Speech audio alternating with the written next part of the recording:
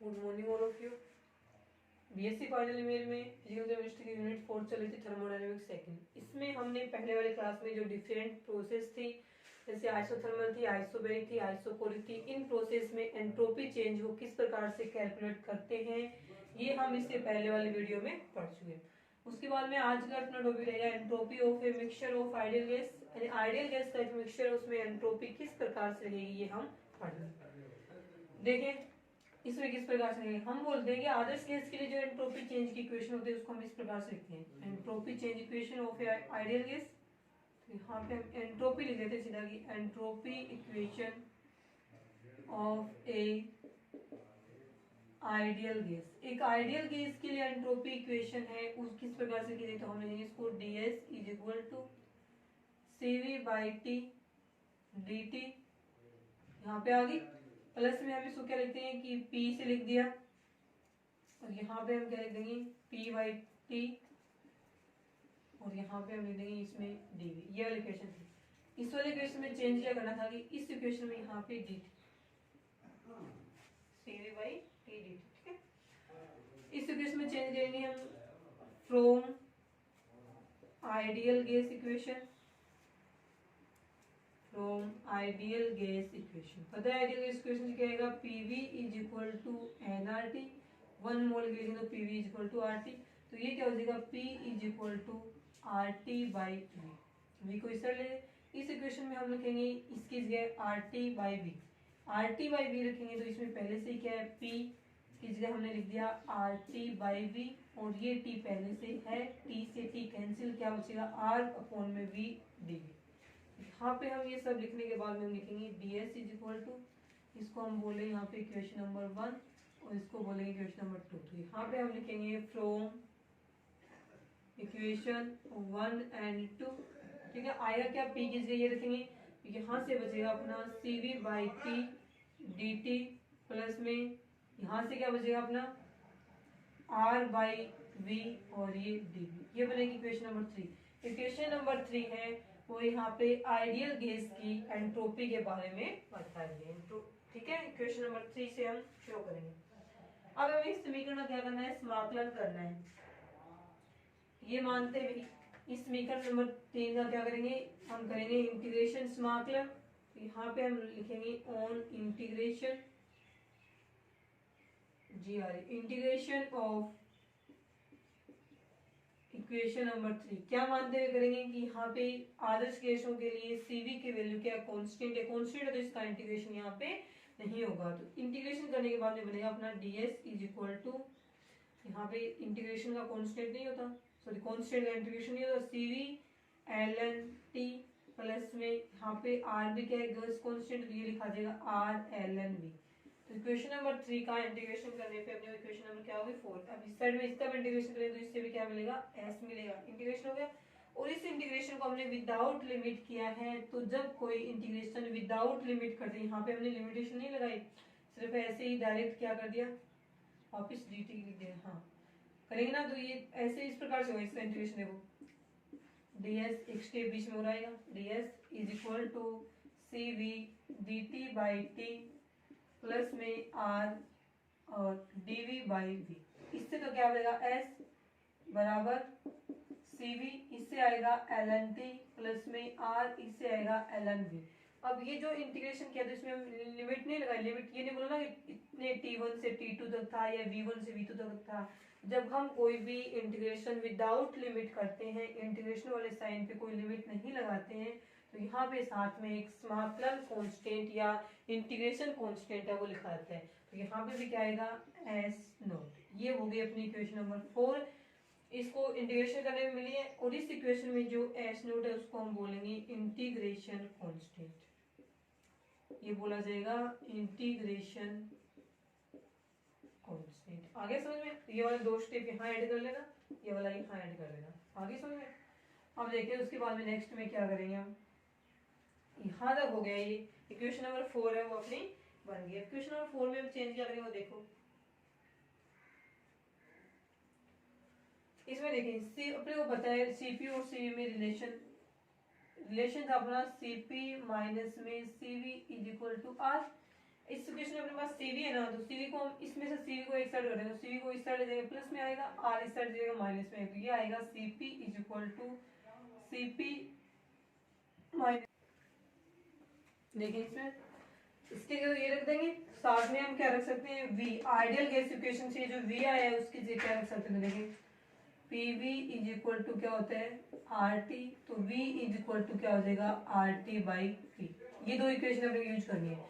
Equation number 4 में CV की जगह तो ये रखेंगे CP माइनस R, और इस V की जगह क्या रखेंगे RT बाई P। देखें इसको हम इक्वेशन नहीं बोले कि आगे नेक्स्ट देखें करेंगे 5 नंबर बोलते हैं, दोनों को मिलाकर के हम बोल रहे हैं 5 नंबर इक्वेशन। तो यहाँ पे हम लिखेंगे from 4 and 5 equation, 4 and 5 equation से क्या आएगा, तो देखिए S इज इक्वल टू,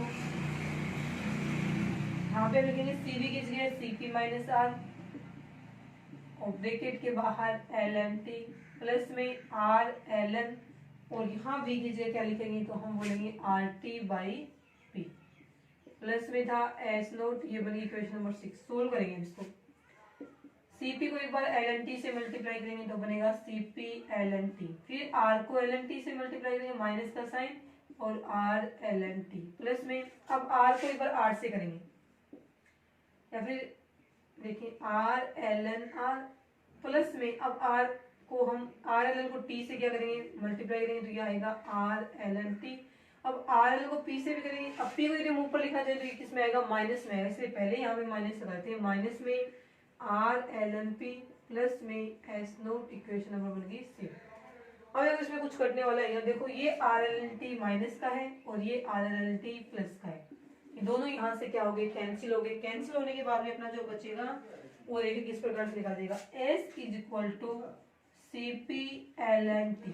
यदि इसको हम पहले लिख रहे हैं माइनस में R LN P को, तो ये लिखा जाएगा माइनस में R LN P, इस प्लस R LN R को बाद में लिखेंगे, तो यहाँ पे लिखेंगे R LN R प्लस में ये था S नोट, इंटीग्रेशन कांस्टेंट, अपनी इक्वेशन में बनेगी 8। इसको हम एक साथ में इस पूरे को क्या लिख सकते हैं, S नोट डैश से लिख सकते हैं, इक्वेशन बनेगी S is equal to CP LN T minus में R LN P प्लस में S नोट डैश। तो इसके लिए इस इक्वेशन नंबर अपनी 9 बनी है, इस इक्वेशन में हम बोलेंगे कि जो S नोट डैश है वो किसके इक्वल है, हम बोलेंगे R LN R प्लस में इंटीग्रेशन कांस्टेंट के, तो इसको हम बोलेंगे ये क्या है, एक अदर इंटीग्रेशन कांस्टेंट है, other integration constant. Integration other में क्यों लिखे, तो ये भी कांस्टेंट है और ये भी क्या है कांस्टेंट है, आज दोनों क्या गैस कांस्टेंट है, तो इसको इसका भी जो अपना वैल्यू आएगी वो एक कांस्टेंट वैल्यू ही होगी, इन दोनों को मिलाकर के एक अनदर कांस्टेंट वैल्यू होगी, तो हम बोलेंगे अनदर इंटीग्रेशन कांस्टेंट, अदर समाकलन स्थिरांक या अन्य समाकलन स्थिरांक यहाँ पे बन गया। इस प्रकार से हम इसको सोल्व करेंगे। इक्वेशन आगे भी है, यहीं तक नहीं है, आगे देखें इस इक्वेशन में, इक्वेशन नंबर 9 में चेंज क्या आएगा, अपने को भी याद रखनी है इक्वेशन नंबर 9। देखिए इक्वेशन नंबर 9 का क्या करेंगे हम यहाँ पे, वो देखते हैं।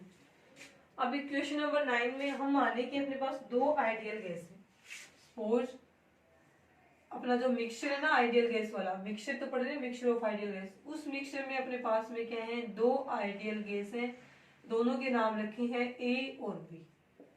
अब इसमें क्या है N1 मोल, और उस मिक्सचर में आइडियल गैस A के N1 मोल और आइडियल गैस B के क्या है N2 मोल प्रेजेंट है, और इसके जो N1 मोल है A आइडियल गैस के, उसका यहाँ पे पार्शियल प्रेशर P1 है। पार्शियल प्रेशर का मतलब है किसी गैस मिक्सचर में किसी एक गैस के मोलों द्वारा उसमें कितना दाब है वो उत्पन्न करते हैं, वो उसका क्या किया गया पार्शियल प्रेशर या आंशिक दाब है, वो कहलाता है। हमारी जो दूसरी आइडियल गैस B थी, उसके मोलिक्यूल्स के द्वारा लगाए जाने वाला जो पार्शियल प्रेशर या आंशिक दाब है वो अपना क्या आ गया, P2 आ गया।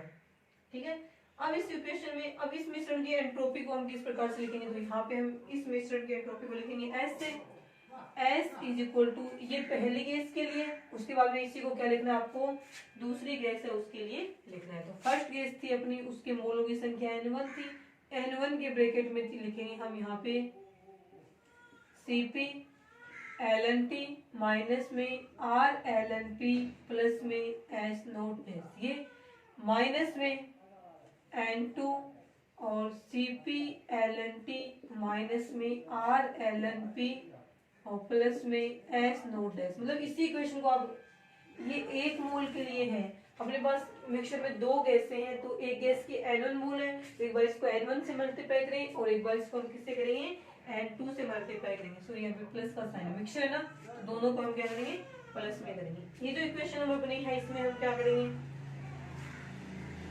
इक्वेशन नंबर 10 बोलेंगे। इस इक्वेशन को हम इस प्रकार से लिख सकते हैं कि अब जरूरी नहीं कि गैस मिक्सचर में दो ही गैसें हो, 2 से ज्यादा गैसों का मिक्सचर भी हो सकता है। हम कहेंगे उन सभी का जितने भी मॉलिक्यूल्स हैं, जितने भी गैसें हैं, उन सभी के मोल को इससे क्या करना है, मल्टीप्लाई करना है।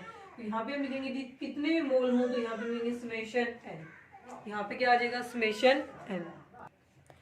तो इसमें चेंज क्या आएगा, कुल मोलों की संख्या यहाँ लिखनी है क्योंकि ये तो सभी में क्या है, कॉमन ही आ रहा है, तो इसको हम ब्रैकेट में देंगे CpLNT माइनस में RLNP प्लस में S note S। Question number 11 ये वाली इंपॉर्टेंट है ये क्वेश्चन, क्योंकि ये तो हमने केवल 2 मोलों के लिए किया। हो सकता है कि उसमें n मोल प्रेजेंट हो, सॉरी उसमें n गैसें प्रेजेंट हो, तो सभी के जो मोल्स है ना उनका टोटल यहाँ लिखना है, उसको इससे क्या करना है, अपने को मल्टीप्लाई करना है, जिससे हमें आदर्श गैसों के मिश्रण की एंट्रोपी प्राप्त हो जाएगी।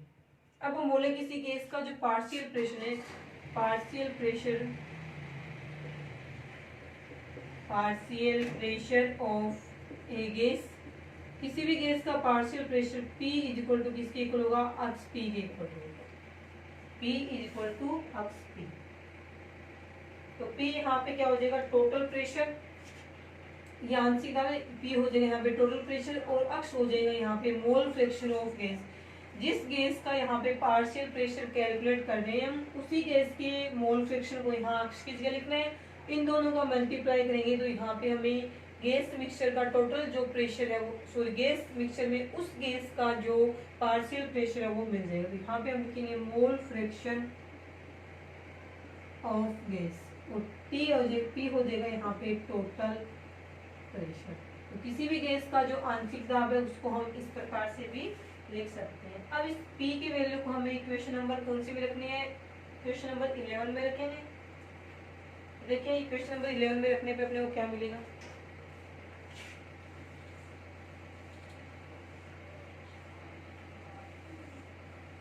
देखो ये जो यहाँ पे P की वैल्यू अपनी आई है पार्शियल प्रेशर की, उसको हम लिखेंगे इक्वेशन नंबर 11 में। तो इस P की जगह लिखना है अपने को अक्ष P। तो देखो क्या इक्वेशन मिलेगी, यहाँ पे हम लिखेंगे फ्रॉम इक्वेशन 11 से अपना बनेगा यहाँ पे जो था, और ये समेशन n था ही, ब्रैकेट में ये चेंज होगा ही नहीं, CpLNT तक माइनस में RLN। अब P की जगह क्या आ गया, अक्ष P आ गया अपना, और साथ में ये इसके समाकलन वाला कांस्टेंट है। अब देखो एक बार तो इस RLN को अक्ष के सापेक्ष करेंगे, एक बार RLN को P के सापेक्ष, तो इसके 2 स्टेप बन गए। ये लिखा जाएगा समेशन n CpLNT माइनस में RLN अक्ष माइनस में RLNP प्लस में S नोट N। सिर्फ इसको हमने 2 पार्ट्स में कर दिया, एक बार R का अक्ष के साथ में LN, एक बार R का P के साथ में हमने क्या लिया है, LN को ले लिया। इस प्रकार से बन गई। इसी से हमें आइडियल गैस मिक्सचर की एंट्रोपी को कैलकुलेट कर सकते हैं। क्वेश्चन नंबर 12, आदर्श गैस का जो मिक्सचर होता है आइडियल गैसों का, जिसमें चाहे कितनी भी गैसें प्रेजेंट हो, उस मिक्सचर की एंट्रोपी को हम इस वाले इक्वेशन नंबर 12 से ज्ञात कर सकते हैं। तो हम नीचे लिखेंगे इस समीकरण नंबर 12 से आदर्श गैसों के मिश्रण की एंट्रोपी को ज्ञात किया जा सकता है। आगे समझ में ये रहेगा। अब पढ़ेंगे हम एंट्रोपी ऑफ मिक्सिंग, कि मिक्सिंग करने से एंट्रोपी बढ़ती है, कम होती है, कि किस प्रकार से बढ़ेगी, यदि कम हो रही तो किस प्रकार से कम होगी। ठीक है, उसके बाद में नेक्स्ट टॉपिक रहेगा अपना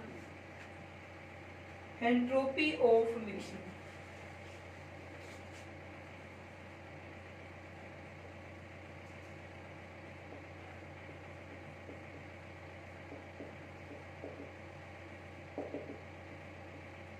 एंट्रोपी ऑफ मिक्सिंग, ठीक है।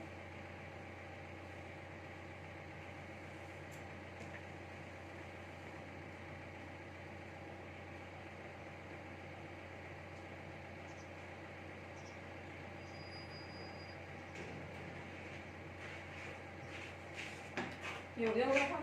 तो आपको 2 यूनिट दे रखी है, तो ये वाली इक्वेशन याद रखनी है, इससे बन जाएगी एंट्रोपी ऑफ मिक्सिंग। और एक आपको ये वाली इक्वेशन है वो याद रखनी है। सिर्फ 11 और 12 नंबर इक्वेशन से अपनी बनेगी एंट्रोपी ऑफ मिक्सिंग। देखें आदर्श गैसों के मिक्सिंग के एंट्रोपी को हम इस प्रकार से लिखेंगे, पता है दो गैसों को मिक्स करें तो एंट्रोपी में चेंज होगा, चाहे एंट्रोपी इंक्रीज होगी चाहे डिक्रीज होगी।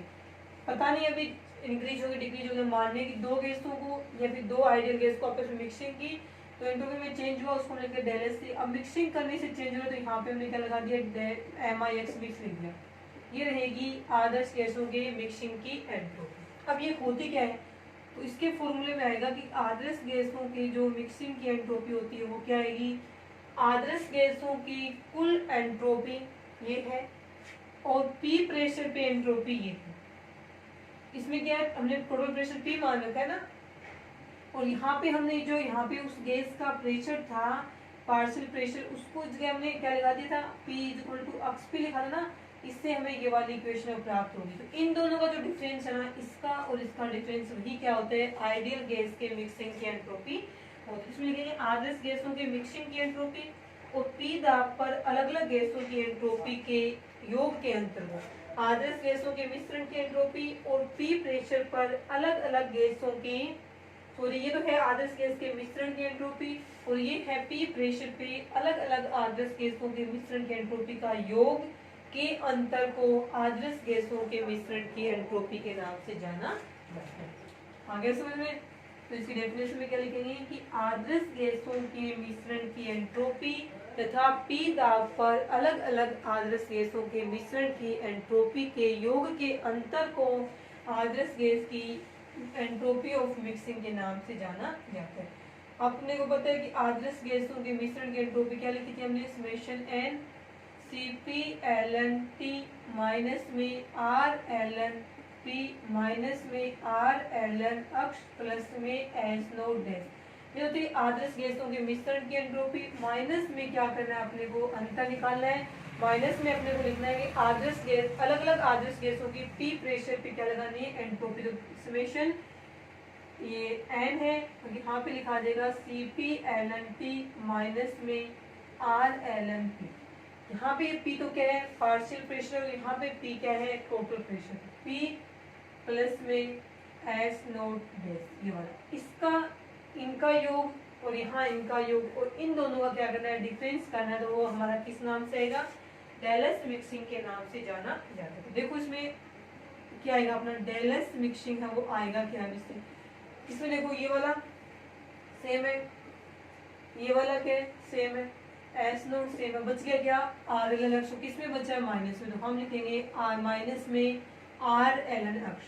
तो आदर्श गैसों के मिश्रण की एंट्रोपी उसका फॉर्मूला है अपने पास माइनस में आर एल एन अक्ष, और यहाँ पे अक्ष क्या है, अक्ष क्या है, आदर्श गैस का मोल फ्रैक्शन है।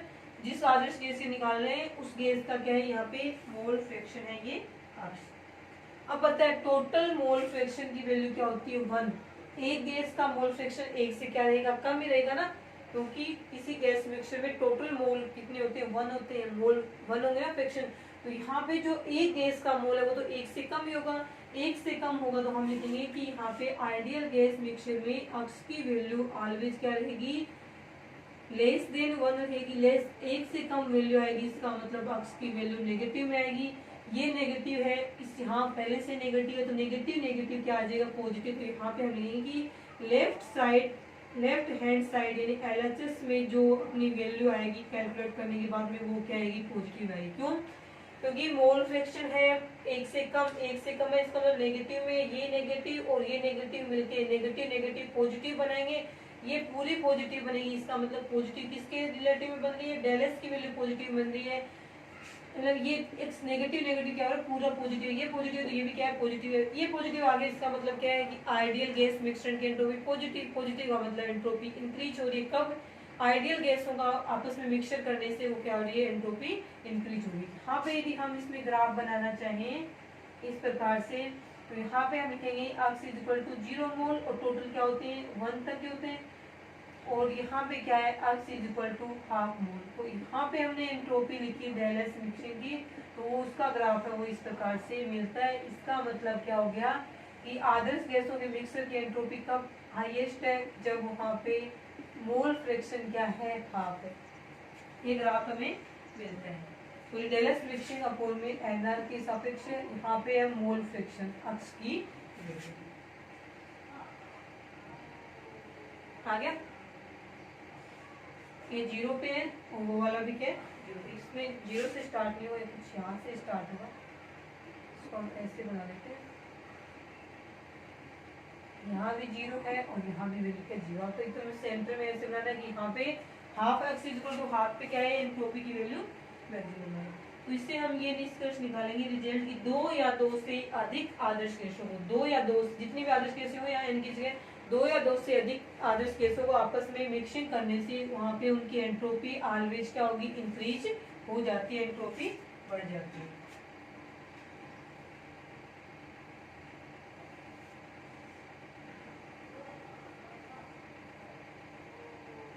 हम ये निकालेंगे इस वाले इक्वेशन से 2 बोर बनाते हैं इसमें समीकरण, जो कि आगे न्यूमेरिकल्स वगैरह में काम आएंगे।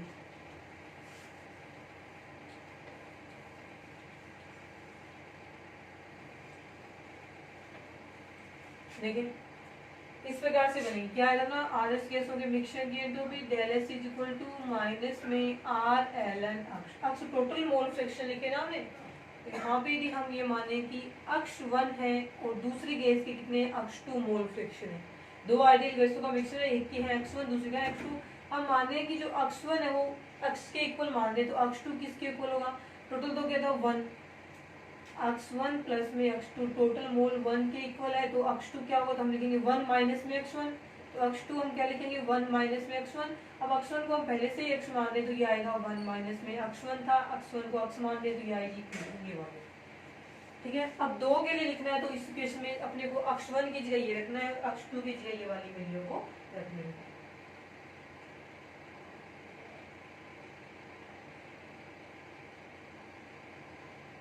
बीच वाली इक्वेशन थोड़ी सी अपने मिस्टेक की है, ये ना एंट्रोपी आई थी अपनी डेल एस मिक्सिंग की इससे पहले वाली, उसमें आपको चेंज ये करना है, भाई आर था ना उसके बाद में समेशन एल एन लगाना भूल गए थे, क्योंकि यहाँ पे क्या था summation L N sorry summation N था ना यहाँ पे, और यहाँ पे अपनी इक्वेशन जो कट पीट के आई थी उसमें यहाँ पे बचा था अपना आर एल एन। अब ये इससे मल्टीप्लाई होगा तो आर के साथ में, तो आर का तो कोई समेशन होता नहीं है, तो ये माइनस में आर और समेशन एल एन अक्ष इसके इक्वल आएगा, समेशन एन एल एन अक्ष ये था। तो आपको थोड़ा सा चेंज कर लेना पीछे वाले में भी, क्योंकि इसको हमने मल्टीप्लाई नहीं करके डायरेक्ट ये लिख देना, समेशन एन और एल एन अक्ष ये वाली इक्वेशन है।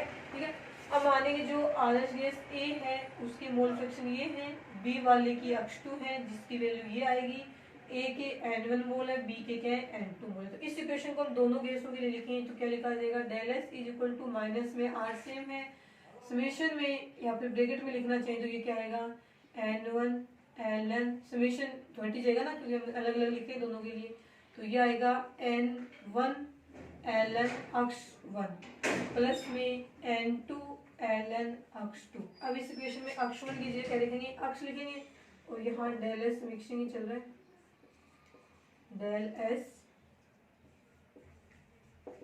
मिक्सिंग, तो ये क्या आएगा माइनस में आर N1 Ln अक्ष 1 की जगह अक्ष रख देंगे, प्लस में N2 Ln अक्ष 2 की जगह क्या रखेंगे 1 माइनस में अक्ष रख देंगे। ये वाली इक्वेशन है यहाँ पे बन गई। अब इस वाली इक्वेशन से अपने क्या निकालने हैं, न्यूमेरिकल सब सोल्व करने।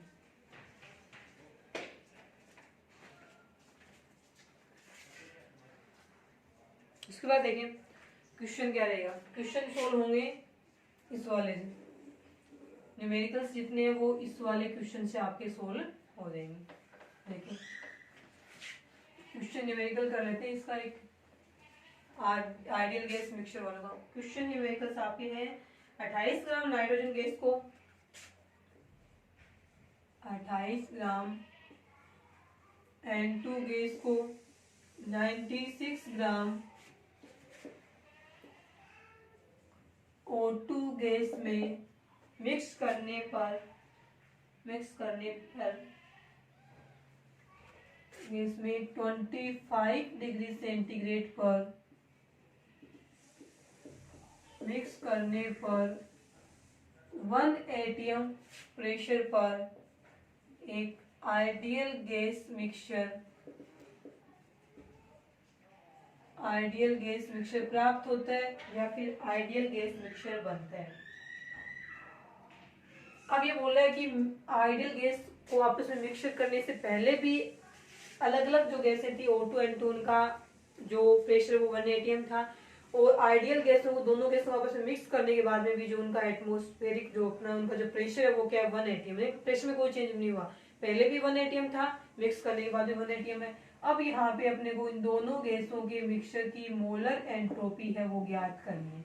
आगे आप लिख लें इसको कि आदर्श गैसों की मोलर एंट्रोपी को ज्ञात कीजिए। फॉर्मूला तो ये वाला ही लिखना है, वापिस लिख लीजिए उसको। ये था क्वेश्चन। अब इस क्वेश्चन को हम करेंगे सोल्व। देखिए क्वेश्चन को सोल्व किस प्रकार से करेंगे वो देखिए।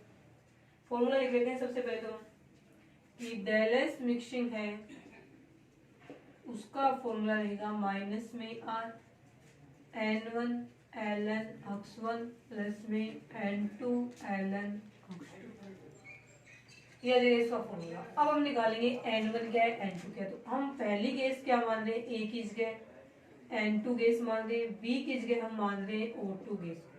अब इसके N1 मोल निकालने, तो क्या मोल क्या होता है, गैस की ग्राम में मात्रा अपॉन में इसका मोलर मास।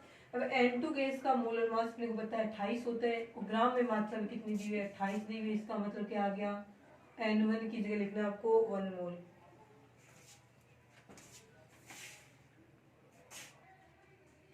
ठीक है, 1 मोल आ गया, इसकी जगह अपनी वैल्यू। अब देखें N2 की जगह हम वैल्यू निकालें, N2 हम बी ऑक्सीजन गैस के लिए बोले तो N2 का मतलब है इसकी ऑक्सीजन गैस की ग्राम में मात्रा 96 ग्राम, और अपॉन में इसका मोलर मास कितना होता है ऑक्सीजन गैस का,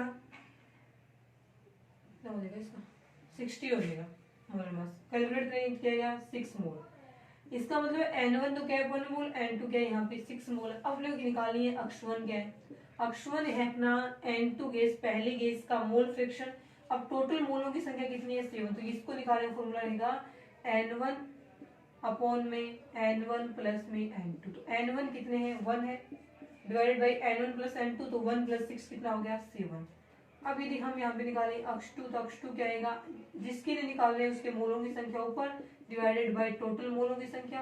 अब N2 अपने को पता है 6 मोल थे, total mole N1 plus N2 के 6 और 1 7, ये वाली वैल्यू अपने प्राप्त होगी। अब इसको इस इक्वेशन में रखना है, ठीक है। और R की वैल्यू हम क्या लिखेंगे, R की वैल्यू लिखेंगे 8.314 जूल मोल इनवर्स, ये लिखेंगे। इस फॉर्मूले में हम ये सारी वैल्यू पुट करते हैं, del S mixture is equal to minus में 8.314 जूल मोल इनवर्स और केल्विन इनवर्स, मोल इनवर्स और केल्विन इनवर्स। यहाँ पे हम लिखेंगे N1 की वैल्यू क्या है इतनी 1, और Ln, और यहाँ x1 की वैल्यू कितनी है अपनी 1/7, प्लस में N2 6 है, Ln 6/7। ये इस प्रकार से Ln की जगह हम क्या लिखेंगे 2.303 लोग लिखेंगे। इस वाले इक्वेशन में हम Ln की जगह लिख देंगे 2.303 लोग। अब दोनों भी यहाँ भी 2.303, यहाँ भी 2.303 कॉमन हो गए, ब्रैकेट से बाहर आ जाएगा। तो यहाँ पे अपना जो वैल्यू आएगी डेल एस मिक्सिंग की वो आएगी माइनस में 8.314 joule mole inverse kelvin inverse into में 2.303, ब्रैकेट से बाहर लिख लिया। यहाँ पे लोग लिख लिए क्योंकि लोग के साथ में 2.303 थे, उसको तो हमने पहले ब्रैकेट से बाहर कर लिया। तो यहाँ पे बचेगा 1 log 1/7 प्लस में 6 log 6/7। अब इसको आप सोल्व कैसे करेंगे वो देखें, तो मैं यहाँ पे कर रही हूँ एक साइड में सोल्व, फाइनल रिजल्ट लिखेंगे। सोल्व करने का तरीका क्या है, इन दोनों को मल्टीप्लाई करो, 8.314 को 2.303, ये आएगा 19.1471। इन दोनों का मल्टीप्लाई है वो आएगा माइनस में 19.1417 जूल मोल इनवर्स और केल्विन इनवर्स। यहाँ पे इसका सोल्व करने के बाद जो आएगा वो लिख देना, उसका फाइनल आंसर यहाँ आएगा। इसको सोल्व करने का तरीका देख लो, ये ना लोग में ऐसे लिखो ना, इसको हम मान देंगे 1 और 7, भाग में लिखा हुआ, भाग में लोग को माइनस में लिखा जाए। इसको सोल्व करें ना, पहले दोनों का अलग अलग सोल्व करते हैं। 1 log 1/7 को सोल्व करें तो क्या आएगा 1 log उसके बाद में लिखा देगा यहाँ पे log 1, सॉरी 1 तो अकेला ही ना, इसको सोल्व करेंगे तो क्या आएगा, एक बार log को इसके साथ में, फिर माइनस में log को इसके साथ में, माइनस में log 7, तो एक है log 1, मतलब 1 है, log 1 की वैल्यू 0 है, माइनस में क्या आएगा log 7 की जो भी वैल्यू आएगी आपकी 0 पॉइंट करके 7 ऐड ऐसे कुछ आएगी वो यहाँ पे लिख देना। दूसरे वाली है अपनी 6 log 6/7, इसको सोल्व कैसे करें, तो 6 इंटू में log 6 माइनस में log 7 ऐसे ही, पता है log 6 की वैल्यू क्या आएगी, छोटी होती है, 0.6789 बोले तो log 7 की वैल्यू आएगी 0.7 ऐड करके कुछ आएगी, अब 7 से लिखें इसको, हम 7 1 से लिखें। अब ये वाली वैल्यू किस में आएगी, माइनस में आएगी, ये वाली वैल्यू क्या आएगी, माइनस में आएगी, याद रखना, क्योंकि बड़े ऊपर क्या है, छोटे वाले लोग में से log 6 में से बड़े वाला लोग घटा रहे हैं तो वैल्यू माइनस में आएगी। हाँ वैल्यू माइनस में आएगी, वो वैल्यू इस वाली वैल्यू क्या करेगी, प्लस में कर देगी। इसको सोल्व करने से डायरेक्ट आपके लिखा हुआ लिख रही हूँ मैं, माइनस में 1.246 कुछ आएगा, माइनस में 1. ये वाली वैल्यू माइनस में आएगी ना, log 7 की वैल्यू लिखेंगे, यहाँ पे log 7 की वैल्यू है वो माइनस में आएगी आपकी 0.8451, 0.8451, और माइनस में यहाँ वाली वैल्यू आएगी वो आएगी आपकी 0.4014 ऐसे आई हुई है। अब ये वाली वैल्यू माइनस माइनस है, जुड़ेगी तो भी ये प्लस में आएगी ये वैल्यू, लेकिन साइन किसका रहेगा, माइनस का ही रहेगा, तो माइनस में 19.1417 और joule mole inverse kelvin inverse into, यहाँ जो वैल्यू आएगी वो आए जुड़े तो गई लेकिन प्लस में सॉरी माइनस में आएगी 1.2465 के लगभग आ गई। अब ये वाला माइनस और ये वाला माइनस मिलके क्या बना लेंगे, प्लस बना लेंगे, तो यहाँ पे जो डेलस मिक्सिंग की वैल्यू आएगी वो प्लस में 23 पॉइंट ऐसे कुछ करके आएगी, 23.8669 joule mole inverse scale inverse answer हो दिया है। आप देख लेना, इसको निकाल करके इस प्रकार सोल्व करना है। तो यहाँ से जो वैल्यू माइनस में ना, माइनस माइनस आपस में जुड़ेंगे लेकिन साइन माइनस करेगा, ये माइनस और ये माइनस जुड़ के प्लस बनाएंगे। अब वैल्यू प्लस में आ गई ना, यहाँ पे हमने लिखा था, यहाँ से वैल्यू किस में आएगी, माइनस में, माइनस माइनस प्लस होगा, तो डेलस मिक्सिंग की टोटल जो एंट्रोपी आएगी ना वो प्लस में आएगी। प्लस में आने का मतलब क्या है कि आइडियल गैसों को आपस में, आइडियल गैसों में मिक्सिंग करने से उनकी एंट्रोपी हमेशा क्या होगी, इंक्रीज होगी, इंक्रीज होगी तभी तो उनकी मिक्सिंग की एंट्रोपी किस में आई है, प्लस में आई है। ठीक है, तो ये था आपका आइडियल गैस मिक्सिंग की एंट्रोपी और न्यूमेरिकल्स। इसके बाद जो नेक्स्ट है इसमें थर्मोडायनेमिक्स का थर्ड लॉ है, उष्मागतिकी का तृतीय नियम, वो हम करेंगे कल की क्लास में। आज के लिए इतना ही।